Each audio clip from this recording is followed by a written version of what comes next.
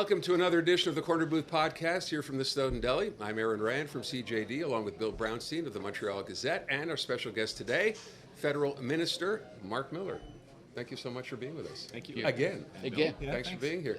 Third time, you're in the news, have been now for the past couple of weeks, but I want to just backtrack a bit if we can before we get to that. Last time I think we were here, you were still a Federal Minister of Immigration. Right. Obviously, a lot has happened since then. Stephen Guilbeault steps down a few weeks ago, and the next thing you know, Marc Miller has his job, and part of that job involves official languages. Lucky you. And that sort of brings you into the focus now. But with respect to that job and taking on that job, did you anticipate any of this happening? Well, thanks for saying I didn't get fired. I never said that. Government change. Did you get fired? What's that? I actually, it's funny because we all serve, and this is something that gets lost, particularly when you have inflated egos in politics, is that we all serve at the pleasure of the Prime Minister. It's a basic principle of a Westminster-style democracy, and it's something I believe in. It's something I signed up to when I became a politician. So it comes with the game. It comes with the territory. We're all well paid, whether you're an MP or a minister, and it's a privilege. But it does affect you when the Prime Minister chooses not to retain you in cabinet. And Prime Minister Carney phoned me a day before the shuffle in March and said that he was taking a different direction with his war cabinet prior to the election. And it was disappointing for me, and I expressed that disappointment. But I also expressed my faith in the Prime Minister, and it's why I ran. But I went through a period where I was, frustrated and really wanted to get back in. I'm still hungry, and it's been about 6 or 7 months. I wouldn't, frankly, I wouldn't have run for the Prime Minister if I didn't believe in him and didn't believe in the direction that he was taking the party. But you go through a personal period and thinking to yourself, like, where can I serve? Where can I be most useful? I'm a 52-year-old guy that's still hungry, and usually in most professions, you're sort of getting to the top of your earning careers. And suddenly my salary was reduced by a third. You would think maybe of getting out of politics altogether at that? I thought about it, Aaron. And you want to be useful. The question was whether I serve from afar, or do I take a shot at perhaps getting selected again, right, and proving to the Prime Minister that you have your place right on the select table. But to be clear, I mean, you were very closely affiliated with your longtime buddy Justin, and there was a feeling that anybody, when Mr. Carney came in, that he was going to establish a new team of players, and it had nothing to do with your abilities on the job in immigration or anything else. And then, it happened to a lot of people, but now you're back. Are you surprised? I was surprised, and I am and always will be close to Justin Trudeau. That won't change. But we're different people with different goals, different thinking. If he thought the same of me, we wouldn't be the same. We probably wouldn't be friends. But in politics, I truly do believe in merit, and I thought that I'd proven to the Prime Minister, and I think that was the case when he asked me to go back in. But frankly, I had no idea. We were out the night before at a press gallery dinner, which is an annual ritual where politicians make fun of themselves, other parties, and journalists. And I had no idea that he wanted to see me the next day, so he texted me the next day. I had to make sure it was him texting me, and he said, "Come over and have a discussion." So, I went over to Rideau Cottage, which is sort of the temporary residence while they figure out what to do with 24 Sussex. We talked for about an hour about, where Stephen had resigned Thursday prior. We talked about where I could be useful. He made the offer and said, "Is this interesting to you?" And I frankly told him, I said, "Prime Minister, I didn't want my best advice to you to be, I'm not your guy. I really do want to serve. It's very hard to say no to the Prime Minister. You shouldn't say no to the Prime Minister." I really needed to have a chat with my wife. So I said yes, but that's a provisional one because I do need to speak to my wife. The reason I chose it is because, one, I care for my country and I love Canada. I think I have a small role in making it a better place.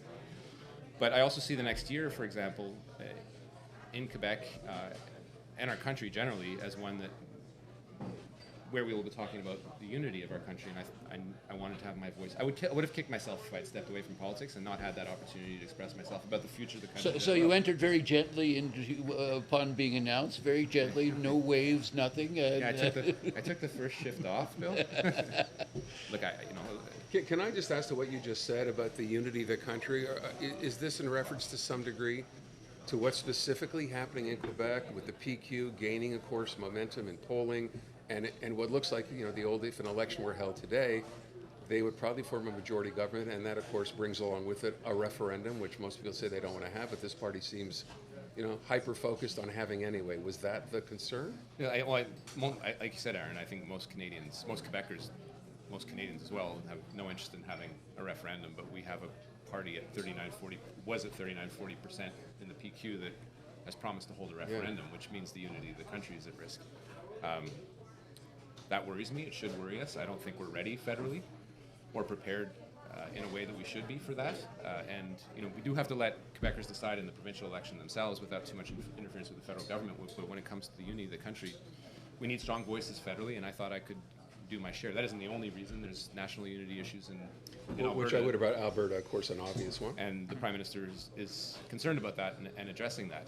I just think that we do need in this day and age people that do stand up federally and give Quebecers a choice as to where we want the nation to progress within a unified Canada, and I think I can provide that. It will turn in and around linguistic issues, as we know, and I'm not.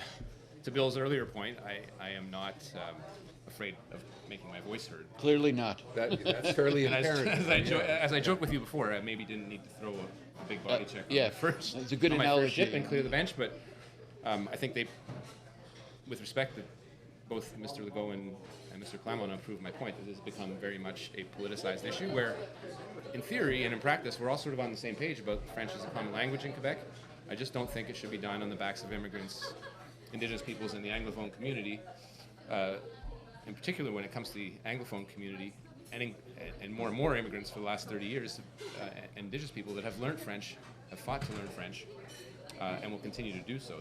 So part of the problem, of course, always seems to be, and I think you alluded to this in your statement, is this government, and François Legault in particular, uses this argument about the decline of the French language. That's kind of the boilerplate rationale for any time someone says anything federally. So when you said we shouldn't be politicizing the debate, you prefaced that, though, and I think this gets lost in the conversation, with saying what you just did now, that we all agree that the French language has to be promoted, it has to be defended.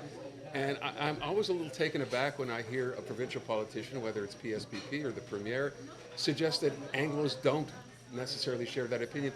I think pretty much across the board we all do, but it's not a zero-sum game, right? I mean, if you want to promote French, you don't have to do it at the expense of necessarily of English, and that seems to have been what's been going on for the last while.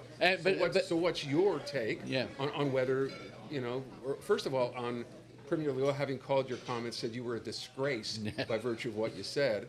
You're smiling now. What was your reaction then? It was just so over the top that you kind of just, it was hurtful, right? Because I love Quebec. I am a Quebecer. I'm not going anywhere, and it's hurtful to be called shameful. It's so incredible, and I think most incredulous that most people just dismissed it. Hard to dismiss something when it's coming from the premier of your province, but it was hurtful for a time. I don't like these things becoming personal because, again,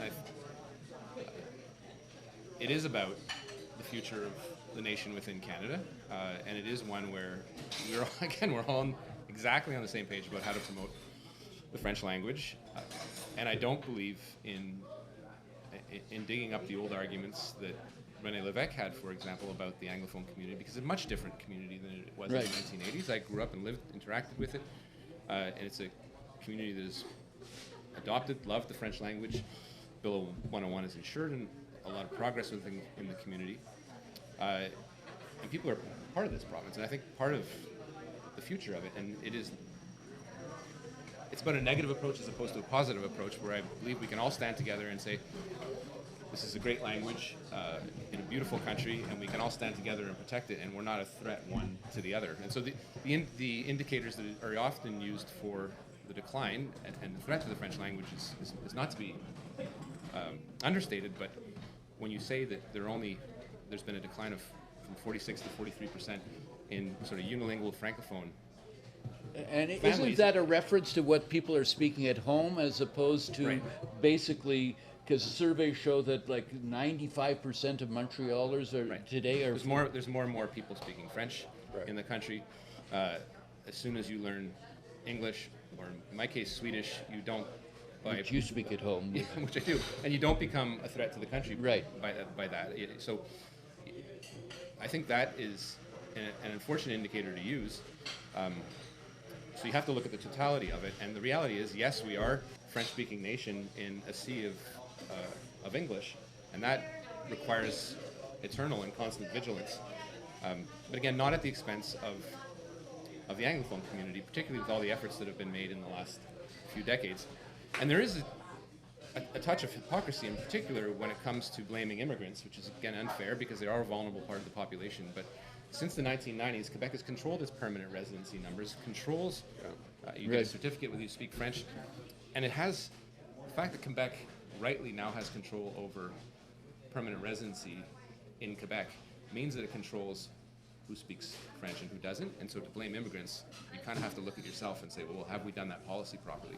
And to a large extent, I think the answer is yes.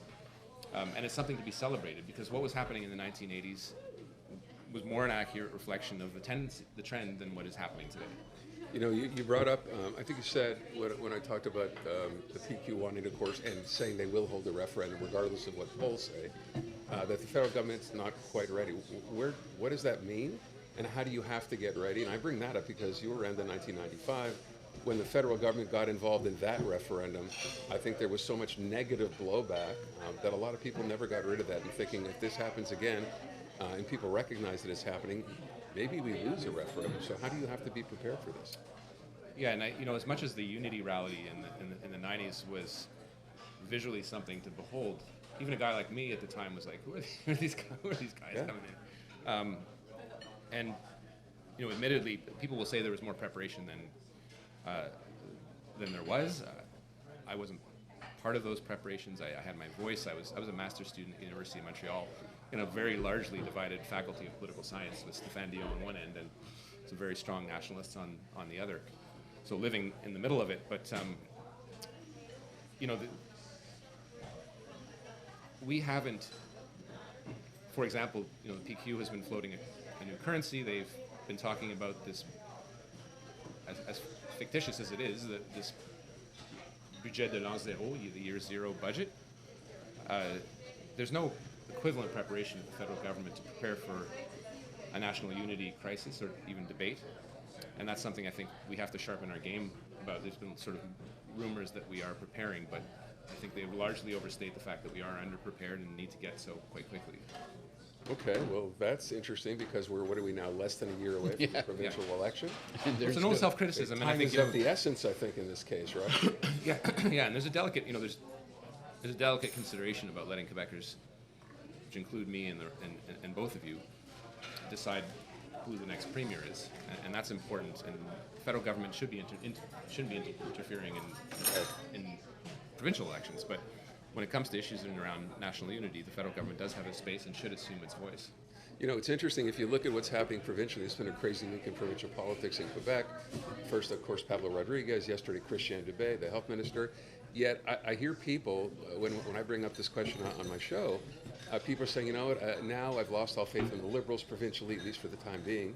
I can't vote CAC, I'm not going to vote Quebec Solidaire, which kind of just leaves me, and I'm not going to vote Conservative.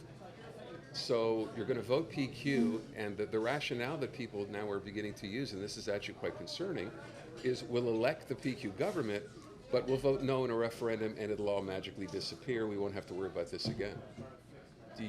What do you think of that particular position? It's a constant reminder for me, Aaron, that when people get in front of the ballot box, that they have a choice. And it is often emotional, not necessarily rational, or it's a weird sequence of rationality that, doesn't necessarily make sense to others. But if I as a politician could figure out how people thought, I wouldn't be knocking on doors the way I do, or talking to people. And I'm not going to be a hypocrite about it. There are plenty of people that voted for Justin Trudeau. There are plenty of people that voted for Mark Carney that are nationalists and indeed separatists, independents, and sovereignists. And they do that for a variety of reasons that don't have that issue as their number one issue. People vote in my riding for Quebec Solidaire, not because they are a sovereignist party, but because they have social values that those people see themselves in. Defense of minorities that Quebec Solidaire has been solid about, and people have been at times criticized the provincial Liberals. Those are all, if that's your number one issue, that's your number one issue. If affordability is your number one issue, there is probably a choice between Quebec City Dad and the Liberal Party. And so it's about ranking issues and what the priorities of people are at any particular point in time. So, you may end up with something you didn't anticipate in even a referendum. But again, then hopefully people vote no. The Corner Booth podcast is brought to you in part by the Snowdon Delicatessen, where we are. 75 years in business, the home of Montreal's greatest smoked meat, plus carnotzel, potato latkes, and the famous Snowdon Deli party sandwiches.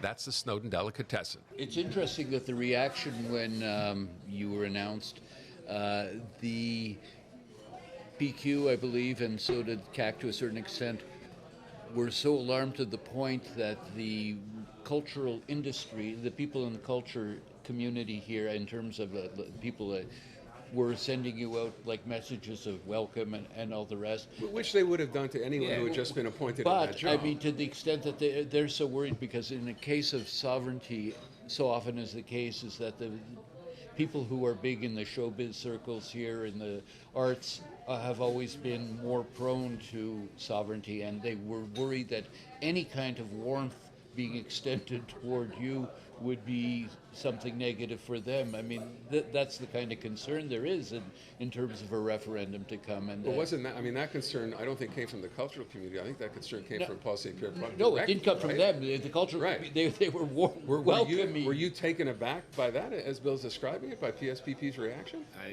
Again, it was another, I think it was an over-the-top reaction. But they fired back at them for artists, the one thing artists have is their freedom of thought and expression.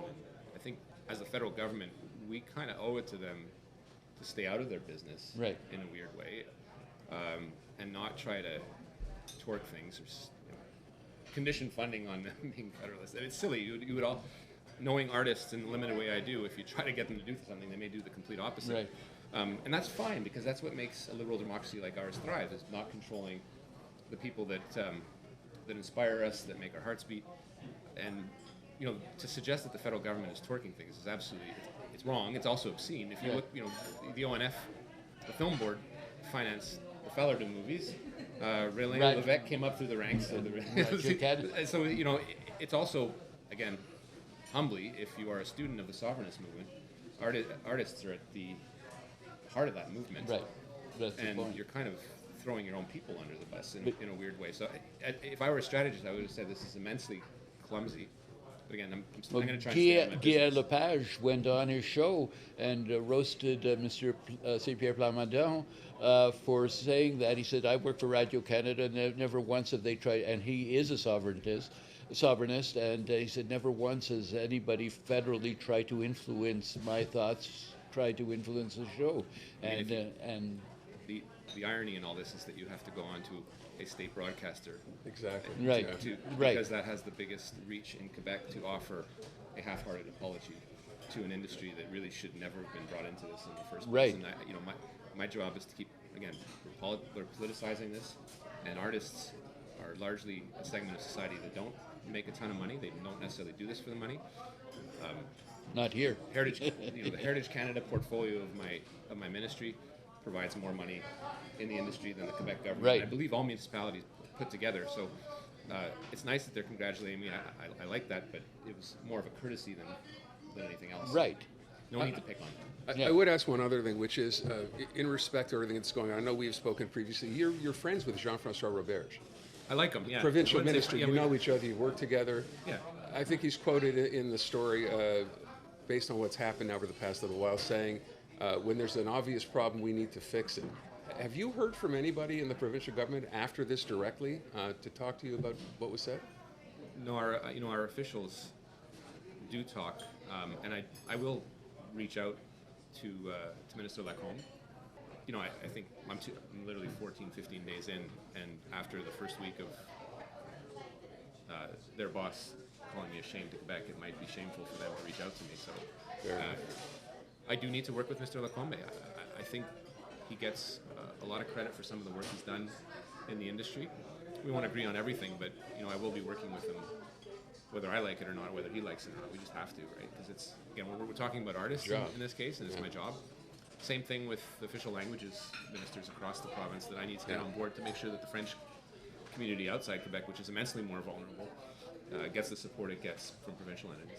We would be remiss, if we didn't talk about what's happening here provincially in the past couple of days. So I'm going to ask you, first of all, with respect to Pablo Rodriguez, who you obviously know from having worked together federally, what did you make of that whole situation? Look, I feel terribly for him. He's a friend.